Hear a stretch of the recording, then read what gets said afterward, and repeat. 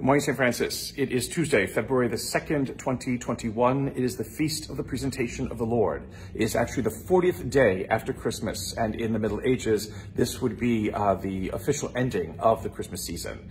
It is still Carnival in Europe and in South America, and that will continue until Mardi Gras, when then we move into the season of Lent.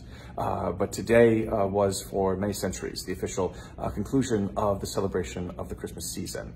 Jesus is presented in the temple today. Oh, so where I'm coming to. I'm coming to you from the 2nd and 3rd grade corridor here at the Franciscan School. Again, all of our reflections this week will be from the Franciscan School because it is Catholic Schools Week. This is day 3 of Catholic Schools Week.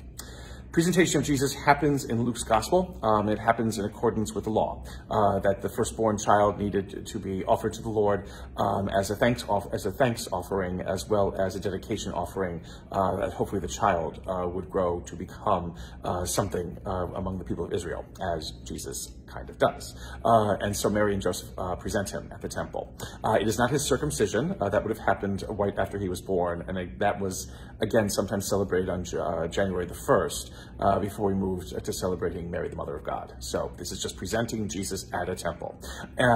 What happens, though, is amazing and astounding, as everything is that happens in the life of Jesus. So Simeon and Anna, two older people who happen to be in the temple awaiting the fulfillment of God's promises, finally receive them in this child, in this family who come to present their child to the Lord in the temple. It is what Simeon says, again, that raises perhaps the most curiosity as well as alarm, because he says first to the child that he will be the cause of the rise and fall of many in Israel, and a sign to be contradicted. And then he says to Mary, "And you, your heart, a sword will pierce." Not very nice things to be hearing in some ways when you present a small baby in accordance with a law to the temple, to have this man say these things, to you. And yet Simeon does. And because Simeon does, it must give us pause again to reflect. Again, the echoes of the birth of this child still continue throughout this winter season, even in this time of pandemic and unrest and everything else that's going on. And yet, who again is this child for us?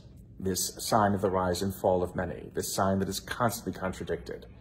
For us to become people of faith means that we have to be people who know what we are talking about, who know what it means to have faith, and to be able to put that faith to use, not just for ourselves, but for this greater and wonderful and beautiful good world that God has given to us. It is not easy to believe, and it is many times a risk to believe in this world, because it stands at odds and in such contradictions to what it is that the world believes and understands is important. And yet this faith that is given to us is meant to help us not only to endure this world, but to persevere within it, to become the witnesses and signs of God's love and mercy and kindness that are brought into the world with the birth of this child just 40 days ago. Again, many times we can tend to forget that Christmas was just 40 days ago. We tend to box it up and put it away and pretend it doesn't exist until next year. But the truth is, the life of this child, what he came to do, what he continues to do in us, is what causes the impact of life and love that he brings to be felt and experienced in all times and all places, in every age. And may the Lord give you peace.